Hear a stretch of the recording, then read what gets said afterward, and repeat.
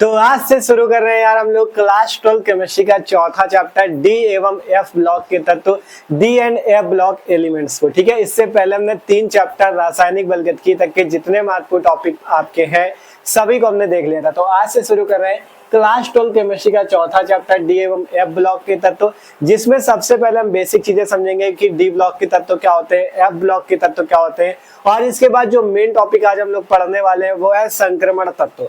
संक्रमण तत्व किसे कहते हैं और संक्रमण तत्वों की विशेषताएं क्या होती हैं, क्योंकि ये बहुत इंपॉर्टेंट टॉपिक है और पेपर में 3 नंबर या 5 नंबर पे क्वेश्चन पूछा जा सकता है कि संक्रमण तत्व क्या होते हैं और इनकी विशेषताओं को लिखिए। तो बहुत ही आसान तरीके से आज के इस वीडियो पे देखेंगे। तो भाई साहब आपको इस वीडियो को पूरा लास्ट तक देखना है। बहुत ही आसान तरीके से इस चैप्टर की शुरुआत होने वाली है। सबसे पहले डी एवं एफ ब्लॉक के तत्वों को हम लोग अच्छे से समझेंगे, फिर इसके बाद बात करेंगे संक्रमण तत्वों की परिभाषा और उसकी विशेषता पे। ठीक है, तो शुरू करते हैं, ज्यादा टाइम वेस्ट नहीं करेंगे। ठीक है, बस आपको करना क्या है, इस क्लास को, इस वीडियो को आपको पूरा शुरू से लेकर लास्ट तक देखना है। ठीक है, तो शुरू करते हैं। तो देखो, अगर बात करें आपके चैप्टर कौन सा है, डी एवं एफ ब्लॉक के तत्व, तो सबसे पहले हम लोग समझ लेते हैं कि डी ब्लॉक के तत्व क्या होते हैं, एफ ब्लॉक के तत्व क्या होते हैं। उसीलिए हमने यहाँ पे एक आवर्त सारणी जैसा बना रखा है यहाँ पे। ठीक है, ये इसी टाइप से आपकी आवर्त सारणी होती है, जिसमें अगर बात करें यहाँ पे भी आपका जैसे हाइड्रोजन से लेके यहाँ तक के तत्व होते हैं, फिर इधर भी आपके सारे तत्व होते हैं। ठीक है, यहाँ पे हमने इनको नहीं लिखा, मेन चीजें हमने लिखी है। आपने तो आवर्त सारणी देखी है, आपको पता है यहाँ पे ये जो तत्व आपको यहाँ पे जो आपके दो ब्लॉक दिखते हैं, इन्हें एस ब्लॉक के तत्व बोला जाता है। इधर वाले जो होते हैं इन्हें पी ब्लॉक के तत्व बोला जाता है। ठीक है, इन्हें क्या बोला जाता है, पी ब्लॉक। और यहाँ से लेके यहाँ तक के तत्व आपके डी ब्लॉक के तत्व होते हैं। ठीक है, इन्हें क्या बोला जाता है, डी ब्लॉक के तत्व। और ये जो होते हैं ये आपके क्या होते हैं, एफ ब्लॉक के तत्व होते हैं। ठीक है, ये क्या होते हैं, एफ ब्लॉक के तत्व होते हैं। ठीक है, ये आपके जो 2 खड़े कॉलम आपको दिख रहे हैं ये एस ब्लॉक के तत्व होते हैं, इधर वाले सभी पी ब्लॉक के होते हैं। और यहाँ पे स्कैंडियम वाला जो दिख रहा है, यहाँ से जिंक तक के जितने भी इधर के 4 आपको दिख रहे हैं, ये सभी आपके क्या होते हैं, ये आपके डी ब्लॉक के तत्व होते हैं। आप कह सकते हो, अगर आवर्त सारणी आप देखोगे तो ये आपका तीसरा आवर्त होता है, ये तीसरा, चौथा, 5वां, 6वां, 7वां। ठीक है, 7वां हो गया, 8वां, 9वां, 10वां, 11वां और 12वां। ठीक है, इस टाइप से 3 से 12 तक के जो तत्व होते हैं, आवर्त 3 से 12 तक के जितने भी यहाँ पर तत्व होते हैं उन्हें हम लोग डी ब्लॉक के तत्व बोलते हैं। और आवर्त सारणी देखो, ये आपकी पूरी आवर्त सारणी होती है, पीरियोडिक टेबल। ठीक है, आवर्त सारणी में बाहर यहाँ पे अगर देखोगे, बाहर आपको 2 पंक्तियां एकदम अलग दिखेंगी। ठीक है, क्योंकि देखो आवर्त सारणी इस टाइप से बनी हुई है, यहाँ पे ये 2 पंक्तियां जो आपको दिख रही है, जो 2 आपको क्या दिख रही है, जो आपको 2 सीरीज दिख रही है, ये एकदम अलग आपको दिख रही है। इन्हें एफ ब्लॉक के तत्व कहा जाता है। इसे आवर्त सारणी से एकदम अलग नीचे की ओर रखा जाता है। ठीक है, ये आपके होते हैं एफ ब्लॉक के तत्व। ठीक है, तो अब बात करें जो आपके डी एवं एफ ब्लॉक के तत्व पार्ट है, तो हमें डी ब्लॉक के बारे में पढ़ना है। डी ब्लॉक क्या है, उनकी विशेषताएं जितनी होंगी, एफ ब्लॉक क्या है, उनकी जितनी विशेषताएं होंगी, हमें इन सब के बारे में पढ़ना है। ठीक है, तो सबसे पहले इतना एस ब्लॉक और पी ब्लॉक हमें यहाँ पे नहीं पढ़ना, हमें केवल डी और एफ ब्लॉक के बारे में पढ़ना है।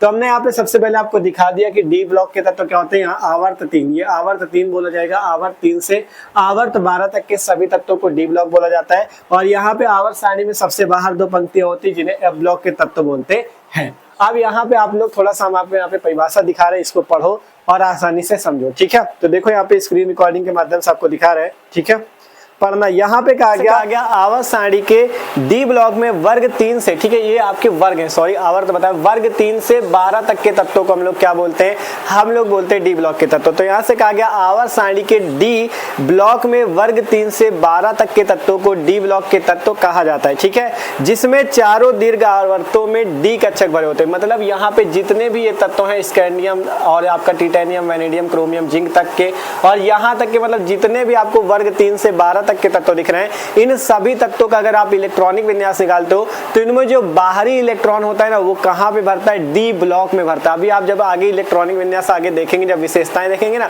तो उसमें इलेक्ट्रॉनिक विन्यास देखेंगे तो उसमें समझेंगे भी कि आपका इसमें जितने भी ये तत्व, इनमें सभी में इलेक्ट्रॉन, जो लास्ट वाला इलेक्ट्रॉन होगा वो कहां पे भरेगा, जो दीर्घ आवर्त वाला इलेक्ट्रॉन होगा वो कहां पे भरेगा, डी कक्षक में। तो वही चीज कहा गया, जिसमें चारों दीर्घ आवर्तों में डी कक्षक भरे होते हैं। मतलब इसमें क्या होता है, सभी जो आपके डी कक्षक होते हैं वो आपके दीर्घ आवर्तों में भरे होते हैं, मतलब सबसे बाहरी कक्षक जो होता है वो डी कक्षक में इलेक्ट्रॉन भरता है। तो ये चीज कहा गया। फिर इसके नीचे कहा गया एफ ब्लॉक के तत्व वे तत्व होते हैं जिनके दीर्घ आवर्तों में 4f तथा 5f में इलेक्ट्रॉन भरते हैं। देखो यहाँ पे आप देख रहे हो ये एफ ब्लॉक के तत्व, अगर इसमें देखोगे ये वाले जो है इसमें जितने भी इलेक्ट्रॉन अंतिम इलेक्ट्रॉन होंगे वो 4f कक्षक में भरते हैं, इसमें जितने भी इलेक्ट्रॉन होते हैं वो 5f कक्षक में भरते हैं। ये बात आपको याद रखनी है। यहाँ पे हमने लिख भी दिया है कि एफ ब्लॉक के तत्व वे तत्व होते हैं जिनमें दीर्घ आवर्तों में 4f तथा 5f कक्षक भरे जाते हैं।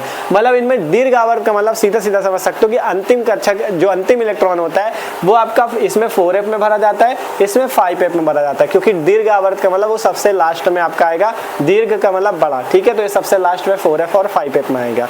तो ये बात है, ठीक है। फिर कहा गया इन्हें आवर्त सारणी के नीचे एक अलग खंड में रखा गया। देख सकते हो ये आपकी पूरी आवर्त सारणी पीरियोडिक टेबल है, इसके नीचे जो एफ ब्लॉक के तत्व इन्हें एकदम अलग रखा गया है, दो अलग खंडों में रखा गया, 4f और 5f में, ठीक है। ये बात कही गई। इसके नीचे पढ़ोगे डी एवं एफ ब्लॉक के तत्वों को क्रमशः संक्रमण तत्व तथा आंतरिक संक्रमण तत्व कहा जाता है। यहाँ से समझना, जो डी ब्लॉक के तत्व होते हैं इन्हें हम लोग बोलते हैं संक्रमण तत्व। क्या बोलते हैं? संक्रमण तत्व, इंग्लिश में ट्रांजिशन एलिमेंट बोलते हैं। और जो एफ ब्लॉक के तत्व होते हैं इन्हें बोला जाता है अंतः संक्रमण तत्व। इन्हें क्या बोला जाता है? अंतः संक्रमण तत्व, ठीक है। इन्हें क्या बोलते हैं? अंतः संक्रमण तत्व बोलते हैं। ये आपके डी ब्लॉक के तत्व संक्रमण तत्व कहलाते हैं, एफ ब्लॉक के तत्व को अंतः संक्रमण तत्व बोला जाता है। यहाँ पे अगर बात करें, नीचे पढ़ोगे संक्रमण तत्व जो होते हैं ये कितने श्रेणियों में बटा होता है? 3D श्रेणी, 4D, 5D और 6D श्रेणी, ठीक है। यहाँ पे देखोगे तो स्कैंडियम से लेके जिंक तक के आपके कौन सी श्रेणी के अंतर्गत आते हैं? 3D श्रेणी के अंतर्गत आते हैं, ठीक है। इसके बाद यहाँ पे जैसे आपका यहाँ से लेके यहाँ कैडमियम तक के जितने भी होते हैं ये किस में आते हैं? 4D श्रेणी के अंतर्गत आते हैं, ठीक है। इसके बाद यहाँ लैंथेनम से लेके आपका मरकरी Hg तक के जितने होते हैं 5D श्रेणी के अंतर्गत आते हैं, ठीक है। इसके बाद यहाँ पे एक्टिनियम से लेके आपका यहाँ तक के जितने भी होते हैं ये 6D श्रेणी के अंतर्गत आते हैं, ठीक है। मतलब संक्रमण तत्वों में 4 श्रेणियां होती है, 3D श्रेणी, 4D श्रेणी, 5D श्रेणी और 6D श्रेणी।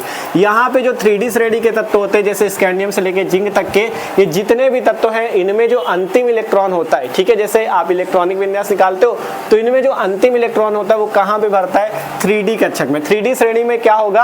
अंतिम इलेक्ट्रॉन 3D कक्षक में भरेगा। 4D श्रेणी जो यहाँ से लेके यहाँ तक की है इसमें अंतिम इलेक्ट्रॉन कहाँ भरेगा? 4D कक्षक में भरेगा। 5D श्रेणी जो होगी इसमें अंतिम इलेक्ट्रॉन कहाँ भरेगा? 5D श्रेणी में भरेगा। 6D श्रेणी में 6D पे भरेगा, ठीक है। ये आप तब सीख पाओगे जब आप आगे इलेक्ट्रॉनिक विन्यास को समझोगे, तो आगे हम लोग देखेंगे तब समझेंगे, ठीक है। इसके बाद यहाँ पे नीचे देख लो एफ ब्लॉक के तत्वों में कितनी श्रेणियां होती? 2 श्रेणियां होती, 4f श्रेणी और 5f श्रेणी, ठीक है।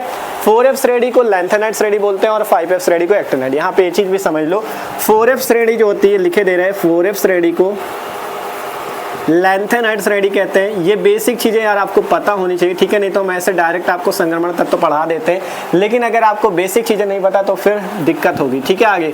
तो इसलिए मेन चीजें समझ लो। 4f श्रेणी को लैंथेनाइट श्रेणी, 5f श्रेणी को हम लोग एक्टिनाइट श्रेणी बोलते हैं, ठीक है, एक्टिनाइट श्रेणी बोलते हैं, ठीक है। ये चीज आपको याद रखना, एक्टिनाइट श्रेणी, ठीक है। तो इसमें मेन चीजें हमने आपको क्या बताई हैं? सबसे पहले हमने इतनी बात की थी कि आपका वर्ग 3 से वर्ग 12 तक के तत्वों को डी ब्लॉक के तत्व बोलते हैं और एफ ब्लॉक के तत्व क्या होते हैं? आवर्त सारणी में सबसे नीचे 2 खंडों में होते हैं जिन्हें 4f श्रेणी और 5f श्रेणी या लैंथेनाइट और एक्टिनाइट श्रेणी कहा जाता है। एक बार ये चीज जो हमने आपको यहाँ पे थ्योरी दिखाई है इसको देखो, आपको नोट कर लेना अच्छे से। देखो जब नोट्स बनाओगे इस चैप्टर की तो सबसे पहले जितनी बातें यहाँ पे लिखी हुई है इनको नोट कर लेना। ये आपको आवर्त सारणी बनानी नहीं है, केवल समझाने के लिए था कि आप समझ जाओ डी ब्लॉक एफ ब्लॉक क्या होता है, ठीक है। तो एक बार फिर से पढ़ लेते हैं। कहा गया आवर्त सारणी के डी ब्लॉक में, ठीक है, आवर्त सारणी का जो डी ब्लॉक होता है ये डी ब्लॉक के तत्व होते हैं, ठीक है। तो आवर्त सारणी के डी ब्लॉक में वर्ग 3 से 12 तक के तत्वों को हम लोग डी ब्लॉक के तत्व कहते हैं। वर्ग 3 से 12 तक के तत्वों को डी ब्लॉक तत्व कहते हैं और जिसमें चारों दीर्घ आवर्तों में डी कक्षक भरे होते हैं। जिसमें जो चारों दीर्घ आवर्त होते हैं उसमें आपके क्या भरे होते हैं? उसमें आपके डी कक्षक भरे होते हैं, ठीक है। इसमें चारों दीर्घ आवर्तों में डी कक्षक भरे होते हैं। फिर इसके बाद कहा गया एफ ब्लॉक ब्लॉक के तत्व वे तत्व होते हैं जिनमें दीर्घ आवर्तों में 4f तथा 5f कक्षक भरे जाते हैं। ठीक है, इसमें क्या होगा, दीर्घ आवर्तों में कौन से कक्षक भरे जाएंगे, 4f तथा 5f। मतलब जब इसका इलेक्ट्रॉनिक विन्यास होगा या आप जब कक्षकों में इलेक्ट्रॉन भरोगे, देखो जब आप कक्षकों में मान लो यहाँ पे जब इस टाइप से कक्षकें होती है, ठीक है, तो जब कक्षकों में इलेक्ट्रॉन भरे जाते हैं तो इसमें जो सबसे बाहरी कक्षा होगी, अगर बात करें डी ब्लॉक में, तो डी ब्लॉक में क्या होगी, डी कक्षक में सबसे बाहरी कक्षा होगी और एफ ब्लॉक में सबसे बाहरी कक्षा कौन सी होगी, एफ होगी। ठीक है, तो इसीलिए दीर्घ आवर्त कहा गया कि आपका सबसे दीर्घ आवर्त में डी ब्लॉक में डी में भरा जाएगा और उसमें एफ में भरा जाएगा। ठीक है, तो वही बात कही गई कि एफ ब्लॉक के तत्व वे तत्व होते हैं जिनमें दीर्घ आवर्तों में 4f तथा 5f कक्षक भरे जाते हैं। ठीक है, और इन्हें आवर्त सारणी के नीचे एक अलग खंड में रखा गया, तो ये आवर्त सारणी इसमें नीचे एकदम अलग खंड में इनको रख दिया गया, देख सकते हो आप, एकदम अलग खंड में रखा गया। ठीक है, फिर कहा गया डी एवं एफ ब्लॉक के तत्वों को क्रमशः संक्रमण तत्व तथा आंतरिक संक्रमण तत्व कहते हैं। डी ब्लॉक के तत्वों को संक्रमण तत्व बोला जाता है और एफ ब्लॉक के तत्वों को अंतः संक्रमण तत्व बोला जाता है। ठीक है, फिर कहा गया संक्रमण तत्वों में 4 प्रकार की श्रेणियां होती हैं, 3D श्रेणी, 4D, 5D, 6D। ठीक है, 3D श्रेणी के तत्व ये है, 4D श्रेणी के तत्व ये है, 5D के ये, 6D के ये। 3D श्रेणी में अंतिम इलेक्ट्रॉन कहाँ भरेगा, 3D में भरेगा, 4D श्रेणी में 4D में भरेगा अंतिम इलेक्ट्रॉन, 5D श्रेणी में 5D में भरेगा और 6D श्रेणी में 6D में भरेगा। ठीक है, फिर कहा गया इसी टाइप से जो आपका ये आपकी एक्टिनाइज श्रेणी है, इसे क्या बोला जाता है, ये आपका एफ ब्लॉक के तत्व है। ठीक है, इसमें 2 श्रेणियां होंगी, 4f श्रेणी और 5f श्रेणी। 4f श्रेणी को लैंथेनाइड श्रेणी और 5f श्रेणी को एक्टिनाइड श्रेणी बोलेंगे। 4f श्रेणी में अंतिम इलेक्ट्रॉन कहां भरेगा, 4f ब्लॉक 4f कक्षक में भरेगा और 5f श्रेणी में अंतिम इलेक्ट्रॉन कहां भरेगा, 5f कक्षक में भरेगा। तो ये बेसिक सी बातें थी, हमने सोचा आपको समझा दें, जिससे आपका क्या हो, आपकी अगर बेसिक चीजें क्लियर रहेंगी तो पूरे चैप्टर में आपको बहुत मजा आने वाली है। ठीक है, क्योंकि ऐसे ही मेन चीज पढ़ोगे, मेन चीज तो पढ़ना ही पढ़ना है, लेकिन अगर बेसिक चीजें भी पता होंगी तो बहुत आसान तरीके से एक टॉपिक समझ में आएगा। ठीक है, तो इसलिए हमने सबसे पहले आपको यहाँ पे आवर्त सारणी बनाया और आपको पूरा समझाया डी ब्लॉक के तत्व क्या है, एफ ब्लॉक के तत्व क्या है। ठीक है, तो जब आपको इस चैप्टर की शुरुआत करनी है, जब आप ऊपर दिखोगे चैप्टर 4 डी एवं एफ ब्लॉक के तत्व, तो यहाँ पे जो थ्योरी दिखाई थी सबसे पहले आपको इसे अच्छे से नोट कर लेना है, क्योंकि इसे नोट कर लोगे, इससे अच्छे से पढ़ोगे तो आपको यहाँ पे सारी बातें याद रहेंगी। ठीक है, फिर इसके बाद हम शुरू करते हैं जो आपका मेन टॉपिक है, डी ब्लॉक के तत्व या संक्रमण तत्व किसे कहते हैं, इसे समझते हैं इस वीडियो पे। फिर अगले वीडियो पे हम बात करेंगे एफ ब्लॉक के तत्वों के बारे में। तो आज की इस वीडियो पे बात करेंगे संक्रमण तत्व किसे कहते हैं और संक्रमण तत्व की क्या विशेषता होती है। तो अब शुरू करते हैं। ठीक है, जो आपको थ्योरी दिखाई थी उसको अच्छे से नोट कर लेना। ठीक है, देखो अगर बात करें, हमने कहा था पहले ही, तैयारी बहुत बेहतरीन होगी, आपको बाहरी किसी कोचिंग की जरूरत नहीं है। क्लास 12 केमिस्ट्री फिजिक्स दोनों की बेहतरीन तैयारी चल रही चैनल पे। जो लोग नए हो जुड़ जाओ, मस्त तरीके से नोट्स बनाते रहो, बेहतरीन तैयारी चल रही। ठीक है, नोट्स बनाते जाओ, क्योंकि नोट्स बनाए रहोगे ना अभी से तो लास्ट में रिवीजन में आराम रहेगा। ठीक है, और अगर आप इसके पहले के वीडियो देखना चाहो, चैप्टर 3 तक के जैसे अभी हो चुके हैं, तो उसके लिए डिस्क्रिप्शन में प्लेलिस्ट है क्लास 12 केमिस्ट्री की, वहां पे जाके सारे वीडियो देख सकते हो। फिजिक्स की देखना चाहो तो क्लास 12 फिजिक्स की भी प्लेलिस्ट है, वहां पे भी बेहतरीन तैयारी चले, उसमें भी चौथा चैप्टर स्टार्ट है, गतिमान आवेश तथा चुंबकत्व वाला। ठीक है, तो इसे आप लोग अब इसे इरेज कर देते हैं, आप सीधा समझते हैं संक्रमण तत्व किसे कहते हैं। ठीक है, इन्हीं डी ब्लॉक के तत्वों को हमने बताया संक्रमण तत्व और एफ ब्लॉक वालों को अंतः संक्रमण तत्व बोला जाता है। ठीक है, तो अब शुरू करते हैं, इसे इरेज करते हैं। तो अब बात करते हैं हम लोग मस्त तरीके से संक्रमण तत्वों के बारे में। संक्रमण तत्व क्या होते हैं और इनकी विशेषताएं क्या होती है, बहुत इंपॉर्टेंट टॉपिक है, मस्त तरीके से समझना। ठीक है, तो देखो इतना तो हमने सिंपल सा आपको समझा दिया था, डी ब्लॉक के तत्व और ए ब्लॉक के तत्व क्या है, जिसमें ये बताया था डी ब्लॉक के तत्व में क्या होगा, इलेक्ट्रॉन डी कक्षक में भरा जाएगा। ठीक है, तो डी ब्लॉक के तत्व याद रहेंगे ना, सबसे पहले वर्ग 3 से लेकर वर्ग 12 तक के सभी तत्वों को डी ब्लॉक के तत्व कहते हैं।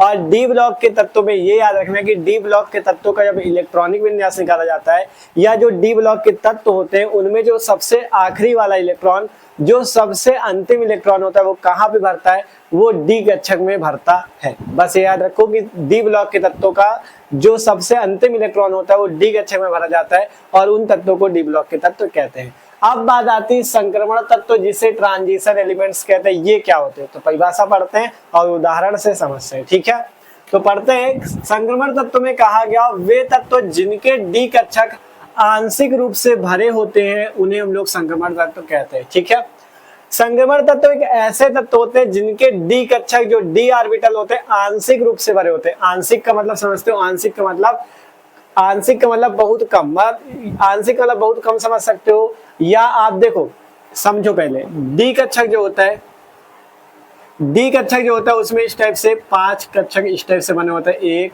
2 3 4 1 5, ठीक है। और बात करें डी कक्षक में कितने इलेक्ट्रॉन भरे जा सकते हैं, 10, मतलब 1 से लेके आप 10 तक इलेक्ट्रॉनों को भर सकते हो किसमें, डी कक्षक में। तो जब कभी डी में 10 इलेक्ट्रॉन भरे जाएंगे तो मतलब आप उसे क्या कहोगे, पूर्ण भरा, कि डी कक्षक क्या है, पूर्ण रूप से भरा है। अगर उसमें 10 इलेक्ट्रॉन डी कक्षक में भरे हैं तो इस टाइप से 10 इलेक्ट्रॉन भर जाएंगे, 2 3 4 5, इसी टाइप से 6 7 8 9 10, ठीक है। इस टाइप से 10 इलेक्ट्रॉन भर जाएंगे। तो जब 10 इलेक्ट्रॉन डी कक्षक में भरे होंगे तो आप कहोगे कि ये पूर्ण रूप से भरा हुआ है। और जब आंशिक भरा की बात आएगी कि आंशिक रूप से भरा, तो आंशिक का वाला पूर्ण भरा ना हो, मतलब डी में 1 से लेके 9 तक इलेक्ट्रॉन हो, ठीक है, 1 से लेके 9 तक इलेक्ट्रॉन हो तो आप उसे कहोगे डी कक्षक आंशिक रूप से भरा हुआ है, ठीक है। जब डी में 10 इलेक्ट्रॉन होंगे, क्योंकि डी में अधिकतम 10 इलेक्ट्रॉन भर सकते हो, 1 से लेके 10 तक भर जाते हैं, जब 10 इलेक्ट्रॉन डी कक्षक में होंगे तो आप कहोगे डी कक्षक पूर्ण रूप से भरा है। और आंशिक भरा कब कहोगे, जब डी में 1 से लेके 9 तक इलेक्ट्रॉन होंगे। तो संक्रमण तत्व की परिभाषा ये होती है कि वे तत्व संक्रमण तत्व कहलाते हैं जिसमें जो आपका डी कक्षक हो वो आंशिक रूप से भरा हो, ठीक है। मतलब आंशिक रूप से भरे होने का मतलब उसमें 1 से लेकर अगर 9 तक इलेक्ट्रॉन उपस्थित है तो उसे कहा जाएगा आंशिक भरा। तो वही तत्व संक्रमण तत्व होंगे जिसमें डी कक्षक आंशिक रूप से भरा होगा, पूर्ण रूप से भरा नहीं होगा। मतलब जिसमें आपका 10 अगर 10 इलेक्ट्रॉन भरे डी कक्षक में तो वह तत्व संक्रमण तत्व नहीं होगा। ये बहुत बड़ी बात है, इसमें लोग कंफ्यूज रहते हैं, स्टूडेंट कंफ्यूज रहते हैं। आपको कंफ्यूज नहीं होना, ये याद रखना कि देखो डी ब्लॉक तत्व क्या होते हैं। सबसे पहले हमने डी ब्लॉक के तत्व बताया जिसमें डी कक्षक में इलेक्ट्रॉन भरा जाएगा, वो डी ब्लॉक के तत्व। फिर संक्रमण तत्व की बात ये हुई कि देखो संक्रमण तत्व में कहा गया वे तत्व संक्रमण तत्व होंगे जिनमें डी कक्षक आंशिक रूप से भरे होंगे। आंशिक का मतलब उसमें 1 से लेके अगर 9 तक इलेक्ट्रॉन है डी कक्षक में तभी वह तत्व संक्रमण तत्व कहलाएगा। अगर उसमें 10 इलेक्ट्रॉन भरे तो वो तत्व संक्रमण तत्व नहीं कहलाएगा। जैसे जिंक होता है, जिंक में 10 इलेक्ट्रॉन भरे होते हैं तो वो तत्व संक्रमण तत्व नहीं है। डी ब्लॉक का तत्व तो है लेकिन संक्रमण तत्व नहीं है, ठीक है।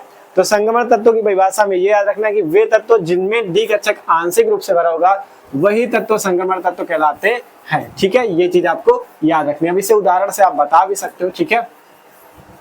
तो सबसे पहले इतनी बात तो हमने समझी कि आपका डी कक्षक आंशिक रूप से भरा हो तो आंशिक भरे का मतलब क्या हो जाएगा, आंशिक का मतलब हो जाएगा डी में 1 से लेकर 9 तक इलेक्ट्रॉन हो, 1 से 9 तक इलेक्ट्रॉन हो, ये मतलब हो जाएगा, ठीक है। ये आप लोग अपनी भाषा में लिख लेना जिससे आपको पता चल जाएगा कि आपका आंशिक भरे का क्या मतलब है, ठीक है। आंशिक रूप से भरा है मतलब आपका डी कक्षक में क्या होगा, 1 से लेकर 9 तक इलेक्ट्रॉन उपस्थित होंगे। उदाहरण देके आप कोई भी निकाल के दिखा सकते हो, ठीक है। उदाहरण से मान लो कोई भी तत्व का निकाल दो, जैसे आपका डी ब्लॉक का जो 3D श्रेणी का पहला तत्व था स्कैंडियम, जिसका परमाणु क्रमांक कितना होता है 21, ठीक है। अगर आप इसका इलेक्ट्रॉनिक विन्यास निकालो तो ऐसे आता है 1s2 2s2 2p6 3s2 3p6 और यहाँ पे आप 4s2 और 3d1, ऐसे इसका इलेक्ट्रॉनिक विन्यास निकलता है। 21 परमाणु क्रमांक, 21 इलेक्ट्रॉन होने चाहिए, 2 2 4 6 10 12 6 18 2 20 1 21, ठीक है। तो देख सकते हैं यहाँ पे अगर बात करें ये तत्व संक्रमण तत्व है कि नहीं आपसे पूछा जाए तो आप तुरंत बताओगे ये तत्व संक्रमण तत्व है। क्यों बताओगे, क्योंकि यहाँ पे देखोगे 3D में कितना इलेक्ट्रॉन भरा है, 1 इलेक्ट्रॉन, तो 1 इलेक्ट्रॉन भरा है मतलब आपका ये आंशिक रूप से भरा है। डी कक्षक क्या आंशिक रूप से भरा है, मतलब डी कक्षक में अगर 1 से लेकर 9 तक इलेक्ट्रॉन है तो डी कक्षक आंशिक रूप से भरा, और जब आंशिक रूप से भरा होगा तो ये तत्व एक प्रकार का संक्रमण तत्व है। तो यहाँ से चाहे तो लिख देना कि 3D पे कितना, 3D में 1 इलेक्ट्रॉन है,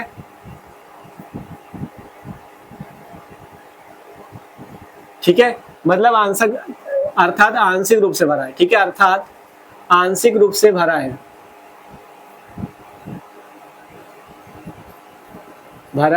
अतः यह एक संक्रमण तत्व है, ठीक है। देखो जब भी केमिस्ट्री में कोशिश किया करो, मान लो पेपर में पूछा गया संक्रमण तत्व, परिभाषा लिख दी, इस टाइप से अगर उदाहरण दे दोगे ना तो एग्जामिनर को भी लगेगा स्टूडेंट बहुत अच्छा है तो अच्छे नंबर भी आपको देगा, ठीक है।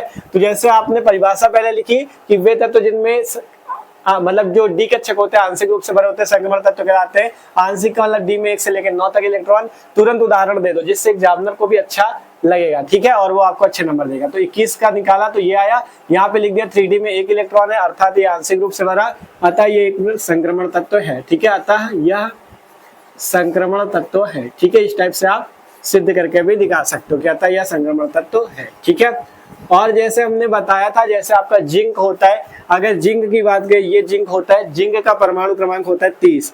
अगर आप इसका इलेक्ट्रॉनिक विन्यास निकालो तो इसका ही आता है 1s2 2s2 2p6 3s2 3p6 4s2 3d10, ये इसका आता है इलेक्ट्रॉनिक विन्यास। तो आप अगर जिंक पे देखोगे 30 जो परमाणु क्रमांक है, इसका इलेक्ट्रॉनिक विन्यास में लास्ट में क्या आता है 3d10। तो ये जो 10 आता है मतलब ये डी का क्या पूर्ण रूप से भरा, तो ये संक्रमण तत्व नहीं है।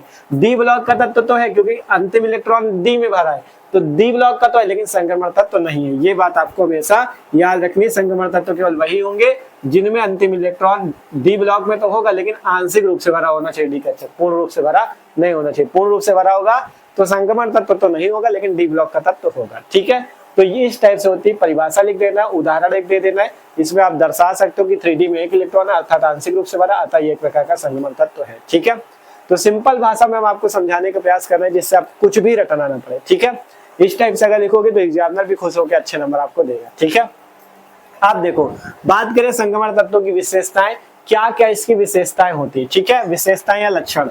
पहली विशेषता है इलेक्ट्रॉनिक विन्यास। ठीक है, देखो आपको यार इलेक्ट्रॉनिक विन्यास निकालना आना चाहिए तभी आप इसे अच्छे से समझ पाओगे। अगर आपको इलेक्ट्रॉनिक विन्यास निकालना नहीं आता है तो आप YouTube पे सर्च कर सकते हो इलेक्ट्रॉनिक विन्यास कैसे निकाले, आगे चैनल का नाम लगा दो स्टडी का अड्डा, आपको वीडियो मिल जाएगी। मस्त तरीके से हमने आपको सिखाया हुआ है कैसे इलेक्ट्रॉनिक विन्यास को आप आसानी से निकाल सकते हो, तो वो वाला वीडियो जाके देख सकते हो। ठीक है, और कोशिश करेंगे उसकी लिंक आपको डिस्क्रिप्शन पे भी दे देंगे, तो वो भी आप जाके वहां से भी वीडियो देख सकते हो। ठीक है, तो बात करें पहली विशेषता है संक्रमण तत्वों की इलेक्ट्रॉनिक विन्यास। ठीक है, जिसमें देखो इलेक्ट्रॉनिक विन्यास की बात करें कि संक्रमण तत्वों का इलेक्ट्रॉनिक विन्यास कैसा होता है, तो यहाँ पे लिखा है संक्रमण तत्वों में बाह्यतम कोश से पिछले कोश के डी ऑर्बिटलों में इलेक्ट्रॉन भरते हैं। सबसे पहली बात लिखी गई कि संक्रमण तत्वों में बाह्यतम कोश से पिछले कोश के डी ऑर्बिटलों में इलेक्ट्रॉन भरते हैं। ठीक है, और इसमें बाह्यतम कोश का जो विन्यास होता है कुछ इस टाइप से होता है, n-1 d1 से लेकर 10। देखो क्या लिखा है, n-1 d1 to 10, मतलब इसमें d में क्या होगा 1 से लेकर 10 तक इलेक्ट्रॉन भरे जाएंगे, कॉमा ns1 और 2, मतलब ns जो होगा s ब्लॉक जो होगा उसमें आपका 1 से 1 भरो या तो 2 भरो, 1 और 2, और का मतलब अथवा 1 अथवा 2 इलेक्ट्रॉन होंगे या ns में 0 होगा। अब इसका उदाहरण आपको नीचे देना है। ठीक है, तो उदाहरण में किसी का भी आप निकाल के दिखा सकते हो, चाहे जैसे ऊपर स्कैंडियम का निकाल के दिखाया उसी का दिखा दो। ठीक है, या टिटेनियम का आगे वाले का टिटेनियम का दिखा दो इस टाइप से। ठीक है, इसका निकालोगे तो 22 परमाणु क्रमांक है, तो 1s2 2s2 2p6 3s2 3p6 4s2 3d2, क्योंकि यहाँ पे 22 है तो 2 2 4 6 10 12 6 18 20 2 22। ठीक है, तो यहाँ पे अगर आप देखोगे तो इस टाइप से है 3d2 है, डी पे 2 इलेक्ट्रॉन आंशिक रूप से भरा, तो ये संक्रमण तत्व है। कहा गया है संक्रमण तत्वों में बाह्यतम कोश से पिछले कोश के डी ऑर्बिटल में इलेक्ट्रॉन भरते हैं। बाह्यतम कोश से पिछले कोश, यहाँ पे देखो अगर आप लोग एक चीज देखो 4s2 और 3d2 है, तो यहाँ पे अगर देखोगे इसमें 1 है, देखो 1s2 है, फिर 2 और 2 इसमें मतलब 2s2 2p है, फिर 3s2 3p है और यहाँ पे 3d है। तो अगर बात करें ये वास्तव में ऐसे लिखना चाहिए, हमें इसे लिखना कैसे चाहिए, ऐसे 3d2 और 4s2, क्योंकि देखो पहले तो पहला वाला हो जाएगा पहली कक्षा, फिर दूसरे वाले हो जाएंगे, फिर तीसरे वाले 3s 3p 3d, फिर बाद में 4s आता है। तो बाहरी कक्षा होती कौन सी, 4s वाली, लेकिन हम इसे लिखते पहले हैं। ठीक है, ये चीज आपको याद रखना है, 4s को हम लोग पहले लिखते हैं लेकिन ये होती बाहरी कक्षा। तो इसीलिए कहा गया है कि संक्रमण तत्वों में बाह्यतम कोश, बाह्यतम कोश कौन सा है 4s, 4s से पिछला कोश, पिछले कोश के डी ऑर्बिटल में इलेक्ट्रॉन भरते हैं। बाह्यतम कोश से पिछले कोश में इलेक्ट्रॉन भरते हैं, मतलब देख सकते हो 4s से पहले 3d में इलेक्ट्रॉन भरा, इसलिए कहा गया बाह्यतम कोश से पिछले वाले कोश 3d में इलेक्ट्रॉन भरा गया है। ठीक है, इसी टाइप से 4d श्रेणी पे देखोगे 4d में इलेक्ट्रॉन भरा होगा, 5d श्रेणी पे 5d पे, 6d श्रेणी पे 6d पे। ठीक है, फिर कहा गया इसमें बाह्यतम कोश का विन्यास जो होता है इस टाइप का होता है, n-1 d1 to 10 ns1 और 2 ns0। अगर बात करें यहाँ पे देखो ns2, अगर इसे समझे जैसे यहाँ पे 4s2 लिखा है, देखो 4s2 लिखा है, तो अगर इसे ns2 समझो तो n की जगह आपको क्या दिख रहा है 4, मतलब n की जगह क्या दिख रहा है 4, तभी तो 4s2 हुआ। तो यहाँ पे ns1 होना चाहिए और 2, मतलब 1 हो या 2 हो, ठीक है। और n-1 क्या होगा, d होगा, ठीक है। तो अगर NH2 में n देखोगे 4 है कि जैसे NH2 है, NH2 यहाँ पे होना चाहिए, तो यहाँ पे n की जगह कितना 4, तो n की जगह 4 है, और d कौन सा होना चाहिए, n-1। वैसे यहाँ पे n की जगह क्या है 4, तो यहाँ पे d क्या है 4-1, तभी तो 3 हुआ। n-1 होना चाहिए, तो यहाँ पे देखोगे 4 है, यहाँ पे क्या है 3, d क्या होगा 3। मतलब अगर n आपका 5 है तो d क्या होगा n-1, मतलब 5-1 4। अगर n आपका 4 है, देखो n अगर 4 है मतलब s के साथ अगर जो 4 लगा है, तो ये d जो होगा 4 से घट के 3 होगा। ये चीज आपको यहाँ पे बताया गया, ठीक है। इसका मतलब ये है कि अगर आपका जो बाहरी कक्षा s है उसमें 4h2 है, तो d जो होगा 3d होगा। अगर 5h2 है तो d जो होगा 5-1 मतलब 4 होगा, 4d होगा, ठीक है। ये चीज यहाँ पे समझाने की कोशिश की गई है कि अगर ns होगा तो d जो होगा n-1 होगा। जैसे यहाँ पे 4s है तो d जो है 4-1 मतलब 3 है, ठीक है। 3d पे 1 से लेकर 10 तक इलेक्ट्रॉन होते हैं, और s पे 1 हो सकता है, 2 हो सकता है, ठीक है। जैसे यहाँ पे 2 है, और 0 भी हो सकता है, ठीक है। तो इस टाइप से होता है इलेक्ट्रॉनिक विन्यास। आप और भी एग्जांपल दे सकते हो, ठीक है। जैसे वैनेडियम का दे दो, वैनेडियम का 23 परमाणु क्रमांक होता है, इसका निकाल लो 1s2 2s2 2p6 3s2 3p6 4s2 3d3। आप चाहे तो ऐसे लिखो या ऐसे लिखो, कोई दिक्कत नहीं, हम ऐसे ही लिख रहे हैं, ठीक है। 4s2 3d2 था ऊपर, यहाँ पे 3d3 है, ठीक है। लिखा ऐसे ही आता है, आपको बस समझ के रखना है कि 4s ही सबसे बारीक अच्छा है, 3d आपका इसके अंदर होता है, 4s सबसे बारीक अच्छा है, ठीक है। तो यहाँ पे 4s2 3d3, ये हो गया वैनेडियम का, ये हो गया टाइटेनियम का, ठीक है। तो इस टाइप से इलेक्ट्रॉनिक विन्यास होती है। पहली विशेषता, मतलब विशेषता का मतलब है कि आपका संगमरमर तत्वों का इलेक्ट्रॉनिक विन्यास कैसा होता है। तो आपने क्या सीखा, संगमरमर तत्वों का जो इलेक्ट्रॉनिक विन्यास होता है, इसमें जो जितने भी संगमरमर तत्व होते हैं उसमें जो बाहरी कक्षक मतलब जो बाहरी इलेक्ट्रॉन होता है सबसे पहले डी में भरता है। तो यहाँ पे इस टाइप से बताया गया कि बाह्यतम कोश से पिछले कोश के डी कक्षक में भरता है। तो बाह्यतम कोश 4s जैसे है, तो बाह्यतम कोश से पिछला कोश कौन सा होगा 3d, तो उसमें इलेक्ट्रॉन भरा। अगर 5s होगा बाह्यतम कोश तो उसमें 4d में इलेक्ट्रॉन भरेगा, इस टाइप से, ठीक है। तो ये चीज बताया गया। और इसमें बाह्यतम कोश का विन्यास क्या होता है, n-1 d 1 से लेकर 10 तक, मतलब d में 1 से 10 तक इलेक्ट्रॉन होते हैं, और ns में 1 हो सकते हैं, 2 हो सकते हैं या 0 हो सकते हैं। तो इस टाइप से आपको इलेक्ट्रॉनिक विन्यास, इसकी पहली विशेषता है संक्रमण तत्वों की, ठीक है। देखो आपसे यही पूछेगा, पहले परिभाषा पूछेगा फिर विशेषताएं। पहली विशेषता हो गई इलेक्ट्रॉनिक विन्यास। आप देखते हैं आगे की विशेषताएं, ठीक है। दूसरी विशेषता है संक्रमण तत्वों की कि संक्रमण तत्व जो होते हैं परिवर्ती आक्सीकरण अवस्थाएं प्रदर्शित करते हैं। मतलब जितने भी संक्रमण तत्व होते हैं वो परिवर्ती आक्सीकरण अवस्था प्रदर्शित करते हैं। परिवर्ती मतलब परिवर्तित होने वाली या बदलने वाली, मतलब कि संक्रमण तत्व जो होते हैं उनकी आक्सीकरण अवस्था बदलती रहती है, ये समझ सकते हो कि संक्रमण तत्व की जो आक्सीकरण अवस्था होती है, परिवर्ती आक्सीकरण अवस्था होती है, उनकी आक्सीकरण अवस्था बदलती रहती है, मतलब एक जैसी नहीं होती, ठीक है। परिवर्ती आक्सीकरण अवस्थाएं प्रदर्शित करते हैं कौन, संक्रमण तत्व, ठीक है। तीसरी विशेषता है कि संक्रमण तत्व और उनके यौगिकों में उत्प्रेरकी गुण होते हैं। मतलब जो संक्रमण तत्व होते हैं और जो इनके यौगिक बनते हैं उनमें क्या होता है, उत्प्रेरक का गुण होता है। वो क्या करते हैं, किसी भी अभिक्रिया में उत्प्रेरक का कार्य कर सकते हैं। तो ये तीसरी विशेषता है, संक्रमण तत्व और उनके यौगिकों में उत्प्रेरकी गुण होते हैं। तीसरी और इसके बाद जो चौथी विशेषता है आपकी, चौथी और ये पांचवी, ठीक है। ये चौथी विशेषता है और ये आपकी पांचवी विशेषता है, ठीक है। चौथी विशेषता जो है ये कहती है कि संक्रमण तत्वों में डी ऑर्बिटल आंशिक रूप से, आपको पता है संक्रमण तत्वों में डी ऑर्बिटल आंशिक रूप से भरा होता है, तो डी ऑर्बिटल आंशिक रूप से भरे होने के कारण ये रंगीन आयन व रंगीन यौगिक बनाते हैं। संक्रमण तत्वों में जो डी ऑर्बिटल आंशिक रूप से भरा होता है, इसी कारण से ये रंगीन आयन और रंगीन यौगिक भी बनाते हैं। ये बात समझ के रखनी है। फिर पांचवा पॉइंट है, अनेक संक्रमण तत्व और उनके यौगिकों में अयुग्मित इलेक्ट्रॉन उपस्थित होने के कारण अनुचुंबकीय गुण दर्शाते हैं, ठीक है। अनेक संक्रमण तत्व और उनके यौगिकों में क्या होते हैं, अयुग्मित इलेक्ट्रॉन उपस्थित होते हैं, इसके कारण संक्रमण तत्व क्या होते हैं, अनुचुंबकीय गुण भी दर्शाते हैं। यहाँ पर से आपको एक शब्द मिला जैसे अयुग्मित। अयुग्मित का जानते हो मतलब क्या होता है, अयुग्मित का मतलब होता है कि जिसमें कक्षक में अगर एक इलेक्ट्रॉन होता है, इस टाइप से अकेला कक्षक में, एक कक्षक में 2 इलेक्ट्रॉन भरे जाते हैं, इस टाइप से एक कक्षक में 2 इलेक्ट्रॉन भरे जा सकते हैं, ठीक है, इस टाइप से, ठीक है। ये 2 इलेक्ट्रॉन भरे, अगर आपका एक इलेक्ट्रॉन अकेला इलेक्ट्रॉन कहीं पे मिलता है तो उसे युग्मित इलेक्ट्रॉन बोलते हैं, और अगर कक्षक में इस टाइप से जोड़े में इलेक्ट्रॉन भरा होता है तो उसे युग्मित इलेक्ट्रॉन बोलते हैं, ठीक है। तो ये बात आपको याद रखनी। अयुग्मित का मतलब है अगर कक्षक में एक अकेला इलेक्ट्रॉन है तो उसे अयुग्मित इलेक्ट्रॉन बोलेंगे, अगर कक्षक में 2 इलेक्ट्रॉन है तो उसे युग्मित इलेक्ट्रॉन बोलेंगे।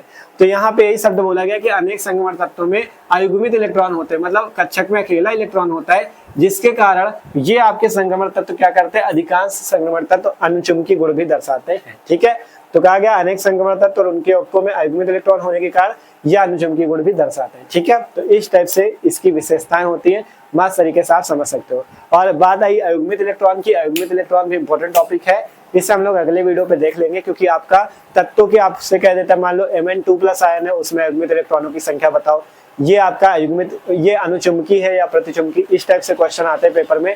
तो इसके लिए अगले वीडियो पे हम लोग बात कर लेंगे अयुग्मित इलेक्ट्रॉन क्या होते हैं। ठीक है, तो ये वाली बात तो अगले वीडियो पे देखेंगे इसे। तो जो लोग नया हो सब्सक्राइब करके रखो, जिससे कोई वीडियो आया करे तो आपके पास वीडियो की नोटिफिकेशन आ जाएगा, आप उससे आसानी से आके देख सका करो। ठीक है, इसलिए सब्सक्राइब करके रखो चैनल को। तो इस टाइप से आप समझ सकते हो। पहले हमने आपको पूरा बता दिया डी एफ ब्लॉक के तत्व क्या होते हैं, उसका बेसिक जितना था सब समझाया। फिर संक्रमण तत्व क्या होते हैं उसकी परिभाषा उदाहरण बताया। इसी टाइप से लिखना, जब संक्रमण तत्व पूछा जाए परिभाषा उदाहरण मस्त तरीके से देना। विशेषता ये रही इलेक्ट्रॉनिक विन्यास, और भी विशेषता जैसे आक्सीकरण अवस्था, परिवर्ती आक्सीकरण अवस्था प्रदर्शित करते हैं।